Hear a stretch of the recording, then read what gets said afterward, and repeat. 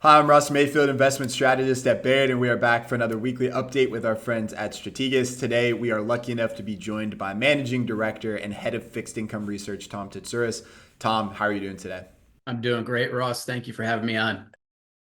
Yeah, good to talk to you. Still kind of digesting a bit of market volatility that we saw a few weeks ago, and I was wondering if you could kind of give the fixed income or bond market perspective on things. Did you see any cracks that are concerning? What are the types of things you watch during a bout of market volatility like that to determine if it's just a blip or if it's developing into something more serious?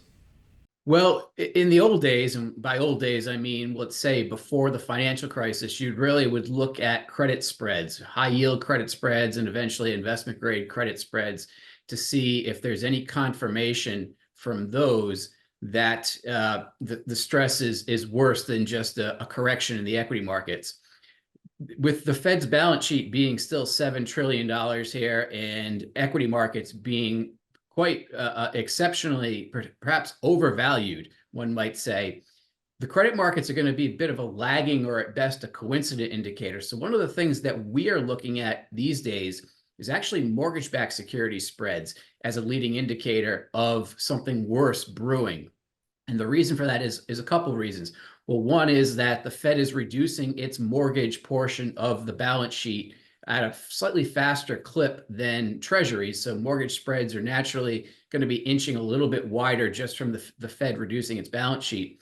But also, mortgages tend to be heavily purchased by leveraged investors, particularly banks, but also REITs as well, who have leverage. And so when there's a flight to quality, mortgages aren't spreads aren't widening for credit risk. They're widening because they can't keep pace with treasuries. So there could be a leading indicator status for mortgages. And what we found in the equity market sell-off at the start of the month, mortgage spreads actually dropped. They didn't widen, which was a good indication that the rally in treasuries was more on the expectation that liquidity was going to be increasing rather than there was a flight to quality brewing. So that's one of the things we're keeping an eye on. But obviously, we got to keep an eye on credit markets as well. And there was really no follow through credit spread widening in the sell off earlier this month. Right, and obviously, kind of a historically quick rebound for equity markets as well. So, kind of confirming that it wasn't anything too serious or maybe more about market positioning than anything else. But there was kind of the underlying concern about the labor market and whether the Fed is behind the curve or perhaps how far behind the curve the Fed is.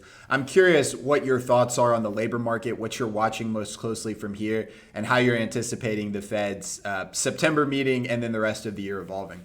Yeah, well, this is one really wild and crazy labor market, just like it's an odd equity market. And the reason is because both have been really patched together with a seam work of band-aids from Washington to keep this economy running at full employment and to keep really liquidity and asset values and the wealth effect that goes with that running as long as it can until the election. So there are an awful lot of cracks in the labor market on the consumer side. We often look at credit card debt. We look at delinquencies and auto delinquencies. We look at credit card delinquencies. We look at small business bankruptcies. All of those continue to trend higher.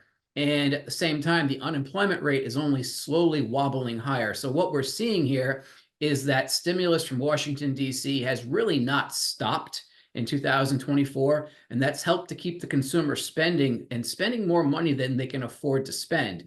And for the near term, that's a positive for both the unemployment rate and therefore the economy, but also for the equity markets. But at some point in time, the liquidity spigot is going to get turned off. And then the question becomes, does the Fed ease soon enough to offset that?